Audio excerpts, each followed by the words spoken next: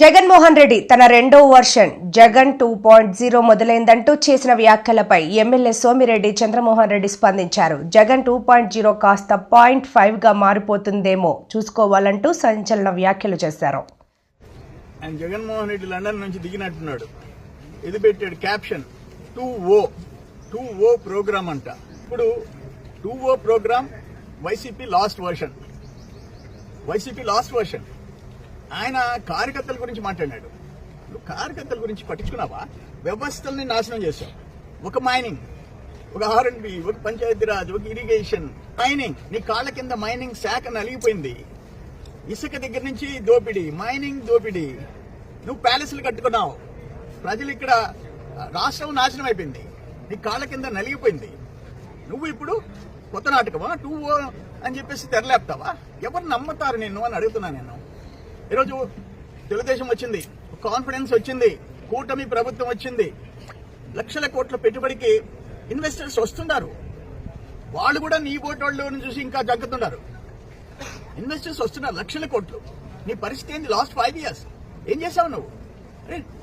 నా జీవితంలో నా మీద క్రిమినల్ కేసు లేదు. మీ నాయన ఉన్నప్పుడు పాపం అసెంబ్లీలో బయట ఎదుర్కొంటే నా మీద కేసులు పెట్టలే. మా మీద పెట్టావు. చంద్రబాబు నాయుడు గారి దగ్గర నుంచి కార్యకర్తల దాకా జైలుకి పంపించావు. నువ్వు మాట్లాడతావా? ఈరోజు కార్యకర్తలు అంటే తెలుగుదేశం, ఒక ఎన్టీఆర్ ట్రస్ట్, ఒక స్కూల్, ఆ కార్యకర్తల బిడ్డల్ని ఉచితంగా చదివించడం, ఒక క్యాన్సర్ హాస్పిటల్, ఒక ప్రమాద బీమా. ఎప్పుడైనా పట్టించుకున్నావా నీ కార్యకర్తల గురించి? లోకేష్ బాబు ఈరోజు ఇంకా యాక్టివేట్ చేశాడు దాన్ని, ఆ ప్రమాద బీమా వీటన్నిటిని. నువ్వు ఏ రోజు ఏం పడి? నువ్వు ప్యాలెస్లు కట్టించుకున్నావు. ఎన్ని ప్యాలెస్లు? ఎంత నీకు ఆ డబ్బు మీద మోజు? ఆడ 29 ఎకరాల్లో ఎల్హంక, అక్కడ లోటస్ పాండ్, ఇక్కడ తాడేపల్లి, ఇక్కడ ఇడుపులపాయ, ఒక కడప, ఒక పులివెందుల. ఎన్ని లక్షల చదరపు అడుగులు మీ నలుగురికి. ఆఖరికి అక్క చెల్లి, తల్లి చెల్లిని కూడా దూరం చేసుకున్నవాడివి. నువ్వు మా సంగతి చూస్తావా? తెలుగుదేశం వాళ్ళ సంగతి చూస్తా. నీ సంగతి చూసుకో. నీ పార్టీ క్లోజ్ అయిపోకుండా చూసుకో. ఆ తర్వాత మా సంగతి. నీ ఇంపార్టెంట్ రైట్ హ్యాండ్, నీ ఏటు నిన్ను వదిలేశాడు. ఇంకా నిన్నెవరు నమ్మేది? నీతో కూడా 16 నెలలు జైల్లో ఉన్న ఏటు నిన్ను వదిలేశాడు. ఇంకెవరు నిన్ను పట్టుకొని ఎలాడేది? ఇంకా ఈ కథలు, ఈ బెదిరింపులు పక్కన పెట్టు. 2O ప్రోగ్రాం ఎవరిని వదిలిపెట్టను. ఏం చేస్తావు నువ్వు? కరెక్ట్ కాదు. యువత భవిష్యత్తుకు బంగారు బాటలు వేస్తున్న కూటమి ప్రభుత్వం అని టీడీపీ నేత అలపాటి రాజేంద్ర ప్రసాద్ అన్నారు. ఈ మేరకు ఆయన మీడియాతో మాట్లాడారు. ఇప్పటికి 3,46,000 పట్టభద్రులు ఓటర్లుగా నమోదవటం జరిగింది. ఈరోజు కూడా నమోదు చేసుకునే అవకాశం ఉంది. ఇంకెవరైనా పట్టభద్రులు ఓటర్లుగా నమోదు చేసుకోకపోయినట్లయితే నమోదు చేసుకోవాల్సిందిగా ఈ సందర్భంలో కోరుకుంటా ఉన్నా. ఈ రాష్ట్రం అభివృద్ధి చెందాలన్నా, ఈ రాష్ట్రం ప్రగతి వైపు పయనించాలన్నా కూటమి నాయకత్వాన్ని సమర్థించాల్సిన అవసరం, మద్దతు పలకాల్సిన అవసరం. ఈ ఎన్నికలో విజయాన్ని చేకూర్చి ఈ ఎన్నిక విజయం వల్ల మరొకసారి మద్దతు పలికామని చెప్పి ఒక మంచి సంకేతాన్ని ఇవ్వవలసిందిగా కోరుకుంటా ఉన్నా. మనందరికీ తెలుసు గత పాలన వల్ల ఏ రకమైనటువంటి నష్టం, కష్టం జరిగింది, ఏ రకంగా ప్రజలు ఇబ్బంది పడ్డారు. అయినా కూడా ప్రతిపక్ష నేత ఒక ఆలోచన మారలేదు అని చెప్పి మనందరం కూడా గుర్తించాల్సిన అవసరం. వారు మాట్లాడే మాటలు మనం చూస్తూ ఉంటుంటే చాలా ఇబ్బందికరంగా ఉంది. ఎందుకంటే ప్రభుత్వంలో ఉన్నప్పుడు,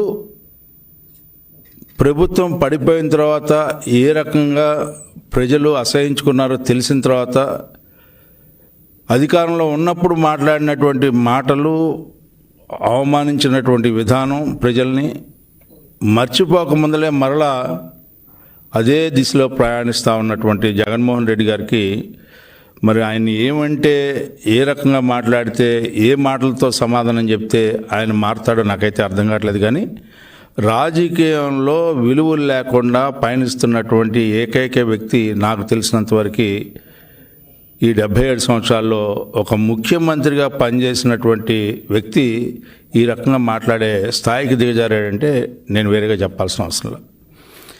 ఏమిటి నేను ఇప్పుడు దాకా ఒకలాగా ఉన్నాను, ఇప్పుడు రెండులాగా ఉంటానంటే నువ్వు ఎప్పుడు ఏ రకంగా ఉన్నావు? నువ్వు దాదాపు 16 నెలలు పైన జైల్లో ఉండొచ్చినటువంటి ముద్దాయివి, బెయిల్ మీద కొనసాగినటువంటి ముద్దాయివి. నువ్వు ఏ రకంగా పాలన చేశావో అందరూ కూడా చూశారు. మాజీ ముఖ్యమంత్రి వైఎస్ జగన్మోహన్ రెడ్డి మోసాలు రోజుకొకటి బయటపడుతున్నాయని టీడీపీ పోలిట్ బ్యూరో సభ్యులు వర్ల రామయ్య ఆరోపించారు. పేద ప్రజల సొమ్మును కొట్టేయడంలో జగన్ పీజీ చేశారని విమర్శించారు. టీడీపీ కార్యాలయంలో ఆయన విలేకరులతో మాట్లాడారు. జగన్మోహన్ రెడ్డి గారి పరిపాలన,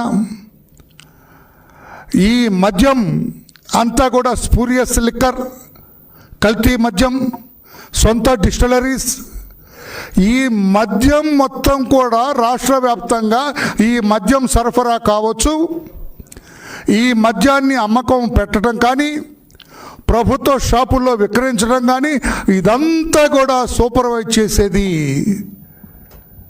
చిత్తూరు జిల్లా పెద్ద మనిషి కొడుకు. చిత్తూరు జిల్లా పెద్ద మనిషి ఎవరు? ఇక అందులో దాపరికమేముంది? పెద్దిరెడ్డి రామచంద్రారెడ్డి గారు. ఆయన కొడుకు ఎవరు? గౌరవ పార్లమెంటు సభ్యుడు మిథున్ రెడ్డి గారు. ఆయన నేపథ్యంలో రాష్ట్రంలో 4 సంవత్సరాల 2 నెలలు మద్యం యథేచ్ఛగా కాలువలై పారింది, ఏరులై పారింది, ఒక నదిలాగా ప్రవహించింది రాష్ట్రంలో. అంతా కల్తీ మద్యం. నంగనాచిలాగా కబుర్లు చెబుతున్నారు, తామేమీ చేయలేదు, అవినీతి అంటే మాకు తెలియదు అన్నట్లుగా మాట్లాడుతున్నారు గౌరవ ఆనాటి పెద్దలందరూ కూడా. ఈ పెద్దిరెడ్డి రామచంద్రారెడ్డి గారి కుమారుడు మిథున్ రెడ్డి గారు ఆనాటి డిస్టరీస్ ద్వారా సంపాదించిన డబ్బంతా కూడా బిగ్ బాస్కి ఇస్తారు. ఎవరి బిగ్ బాస్?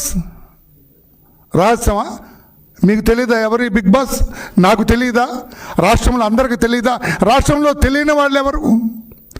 అయ్యా, రాష్ట్రంలో మద్యం కుంభకోణం ద్వారా కోట్లాది రూపాయలు, దాదాపు 3,000 కోట్ల రూపాయలు కొట్టేశారు. ఈ 3,000 కోట్ల రూపాయలు కూడా ఒక బిగ్ బాస్కి ఇచ్చారట తాడేపల్లిలో. ఎవరు ఆ బిగ్ బాస్ అంటే? ఏమన్నా రహస్యం అది?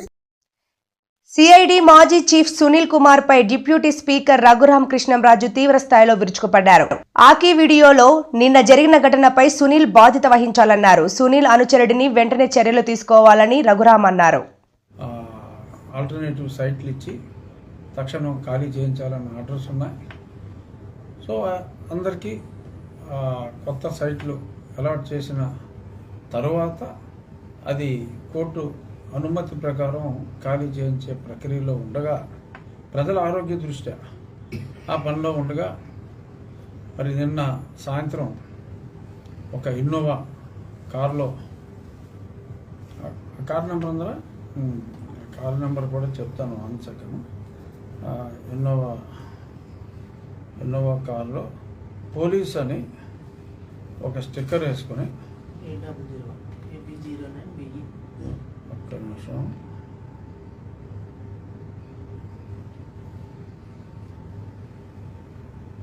ఇదిగో మీరు కొంచెం ఫోకస్ చేయగలిగితే పోలీస్ అని ఉంది పైన, AP09 BE 8001, అది కూడా 9 టోటల్ వచ్చేలాగా పెట్టుకున్నారు. పైన పోలీస్ అని ఉంది.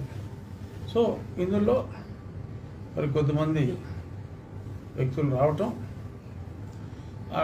మున్సిపల్ ఆఫీస్ దగ్గరికి వెళ్ళి గొడవ చేయటం, ఇవన్నీ జరిగాయి. సో ఎవరు పోలీసులు వచ్చి మున్సిపాలిటీ దగ్గర గొడవ చేయటం ఏంటి, ఇల్లేం పోలీసులు అని చెప్పి ఎంక్వైరీ చేస్తే పివి సునీల్ కుమార్కి ఒక సంస్థ ఉంది. సరే, గతంలో ఎన్నోసార్లు నేను లేఖ రాశాను. మరి మరి ఎందుకనో అతని మీద అతను ఇలా పబ్లిక్గా సర్వీస్ రూల్స్ని ఓపెన్గా వైలేట్ చేసి విచ్చలవిడిగా సర్వీస్ రూల్స్ అన్నీ వైలేట్ చేస్తాయి. మరి తోటి ఐపీఎస్ ఆఫీసర్లు నివ్వెరపోయేలాగా మరి ఇతను ఒక కూటమి సర్కార్ అధికారంలోకి వచ్చి 9 నెలలు అవుతోందని బాబు ష్యూరిటీ భవిష్యత్ గ్యారంటీ అని ప్రచారం చేశారని 9 నెలల తర్వాత బాబు ష్యూరిటీ మోసం గ్యారంటీగా మారిందని జగన్మోహన్ రెడ్డి విమర్శించారు. బటన్ నొక్కడం పెద్ద పనా అని ఆ రోజు మాట్లాడారని, ముసలోళ్లు కూడా బటన్ నొక్కుతారంటూ తమపై విమర్శలు చేశారన్నారు. ఎన్నికల వేళ చెప్పిన ప్రతి మాట, ఆ మేనిఫెస్టో అంటూ తాను రిలీజ్ చేసిన మేనిఫెస్టోలో తాను చెప్పిన మాటలు, ఎన్నికల వేళ బటన్ నొక్కడం అయితే ఏముంది, అదేం పెద్ద పనా, ముసలావిడ కూడా బటన్ నొక్కుతుంది అన్నాడు. అప్పట్లో నా చంద్రాయుడు ముసలావిడ కూడా కుర్చీలాక్ ముసలావిడ కూడా బటన్ నొక్కుతుంది, అదేమన్నా బటన్ నొక్కడం గొప్ప సంగతి అని చెప్పి అన్న సందర్భాలు మనం చాలా చూసాం.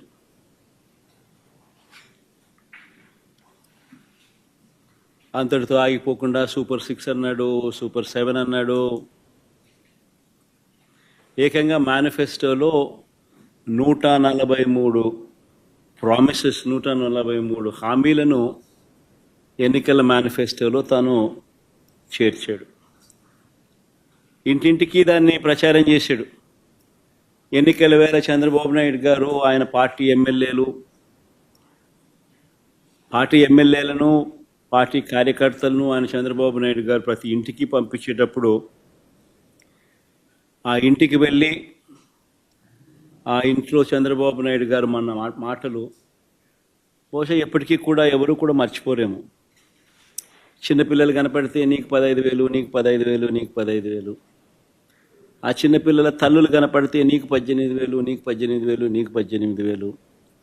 ఆ తల్లులు, ఆ పిన్నమ్మలు, ఆ తల్లుల అత్తలు, వాళ్ళ అమ్మమ్మలు,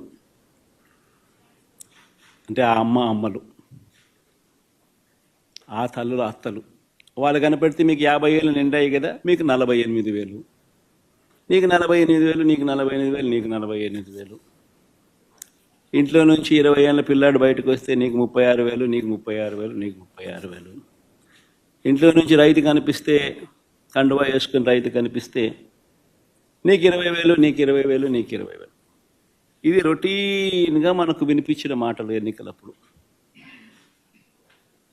ఈనాడు చూసినా, ఆంధ్రజ్యోతి చూసినా, TV5 చూసినా, వాళ్ళ ఇళ్ళట్లో నుంచి వచ్చే మాటలు విన్నా, ప్రతి ఇంట్లో రొటీన్గా కూడా ఇవన్నీ కూడా మనకు వినిపించే మాటలు. ఇవే కాకుండా 151 సీట్లు పాయే, సొంత చెల్లి పాయే, తొందరలో పులివెందల పాయే అని శాసన మండలి చీఫ్ విప్ పంచుమర్తి అనురాధ అన్నారు. ఈ మేరకు ఆమె మీడియాతో మాట్లాడుతూ, చంద్రబాబు నాయుడు గారిని ఏకవచనంతో మాట్లాడటం అనేది, డూ అని ఉపయోగిస్తూ మాట్లాడటం అనేది మేము చాలా తీవ్రంగా ఖండిస్తూ ఉన్నాం. ఇకపోతే విలువల గురించి, విశ్వసనీయ గురించి, విధ్వంసాల గురించి, ఆర్థికంగా మేమేదో చెయ్యలేదు అని చెప్పి, మేమేదో తప్పు మాట్లాడామని చెప్పి రకరకాలుగా మాట్లాడుతూ ఉన్నారు. వాటన్నిటికి కూడా సమాధానం చెప్పడం కోసమే ఈరోజు రాష్ట్ర ప్రజల ముందుకి మేము రావడం జరిగింది. ఒక రకంగా చెప్పాలి అని అంటే, మొదట మాట్లాడితే ఆర్థిక ఉగ్రవాది అయిన ఈ జగన్మోహన్ రెడ్డి ఆర్థిక వ్యవస్థ గురించి మాట్లాడటం చాలా విడ్డూరంగా ఉంది అని చెప్పి ఈ సందర్భంగా తెలియజేస్తా ఉన్నాం. లక్షల కోట్లు లూటీ చేసి 31 క్రిమినల్ కేసులు నెత్తి మీద పెట్టుకొని దేనికి కూడా ప్రజలకి సమాధానం చెప్పే పరిస్థితిలో ఉండి, ఇతను విశ్వసనీయత గురించి, విలువల గురించి మాట్లాడటం చాలా ఆక్షేపణీయంగా ఉంది అని చెప్పి ఈ సందర్భంగా నేను తెలియజేస్తా ఉన్నాను. అదేవిధంగా అతను అబద్ధాలు చెబుతా, అతను పచ్చి అబద్ధాలు చెప్పే ప్రయత్నం చేసి ప్రజల మీద ఈ అబద్ధాల్ని నిజాలుగా బలికించాలి అనే ఉద్దేశంతో దాదాపు గంట పైన కంఠశోష అబద్ధాల మీద అబద్ధాలు చెప్పాడనే విషయం అతను గమనించుకోవాలి. మేము అబద్ధాలు చెప్పే ప్రభుత్వమే కాదు, మాది చెప్పే పార్టీయే కాదు, అబద్ధాలు చెప్పే పార్టీయే కాదు. అది మీరు గమనించుకోవాలి. మాట్లాడితే మీడియాని దొంగల ముఠా అని చెప్పి ఈటీవీ, TV5, ABN అట్లాగా కొన్ని ఛానల్స్ని పట్టుకొని దొంగల ముఠా అని చెప్పి మాట్లాడుతూ ఉన్నాడు. నీకన్నా దొంగల ముఠా అసలు ఎవరున్నారయ్యా ఈ రాష్ట్రంలో? ఎవరున్నారు? 90% ఆర్థిక నేరస్తుల్ని, డౌరీ కేసుల్లో ఉన్నోళ్ళని, ప్రేమించి పెళ్ళాడతానని చెప్పి వాళ్ళని హత్యలు చేసిన వాళ్ళని, ఇలాంటి వాళ్ళకి ఎమ్మెల్యేలు, MP సీట్లు ఇచ్చిన మీరు దొంగల ముఠా, ఆ ముఠా, ఈ ముఠా అని చెప్తా ఉంటే ప్రజలు నవ్విపోతున్నారనే విషయం మీరు గమనించుకోవాలని చెప్పి ఈ సందర్భంగా నేను తెలియజేస్తా ఉన్నా. ఒకటే చెప్పదలుచుకున్నా నేను, మీరు నాశనం చేసిన, విధ్వంసం చేసిన అమరావతి, ఈరోజు అమరావతి నిర్మాణం వేగవంతం చేశారు నారా చంద్రబాబు నాయుడు గారు. జగన్మోహన్ రెడ్డి విధ్వంసం చేసిన పోలవరాన్ని మరి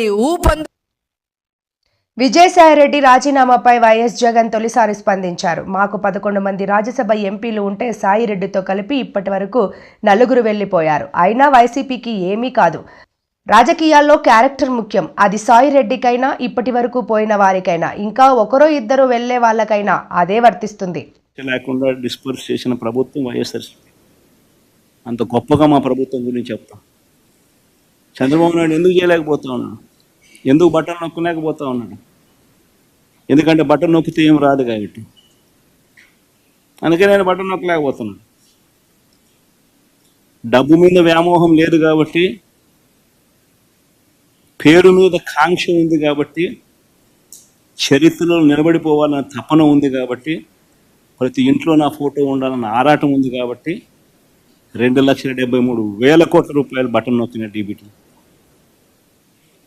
లంచం లేని పాలన ఎక్కడైనా జరిగింది అంటే వైఎస్ఆర్సీపీ ప్రభుత్వ హయాంలో అని చెప్పి గర్వంగా, గొప్పగా కూడా చెప్పగలుగుతాం.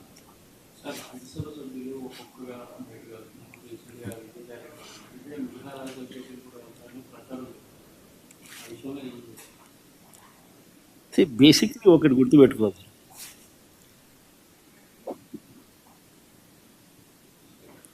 పదకొండు మంది మాకు రాజ్యసభ సభ్యులు ఉన్నారు.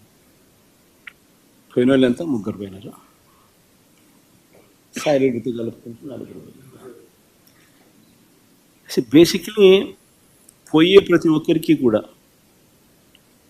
నేను ఒకటే మాటే చెప్తా, రాజకీయాలలో ఉన్నప్పుడు క్యారెక్టర్ ఉన్నాను, క్రెడిబిలిటీ అనే పదానికి అర్థం తెలిసిందాను. రాజకీయాలలో ఉన్నప్పుడు కాలర్ ఎగరేసుకొని చెప్పాలి, పలానాడు మా నాయకుడు అని. అది ముఖ్యమంత్రి అయినా సరే,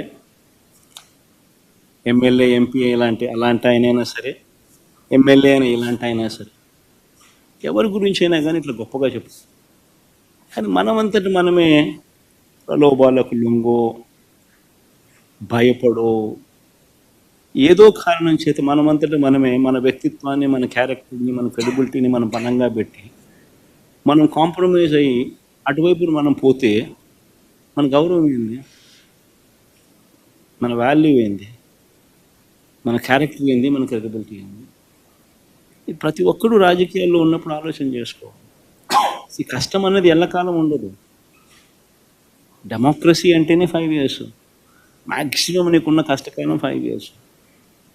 5 years if you can just hold on, then your time will come. One should always have the patience, always have the character and credibility within ourselves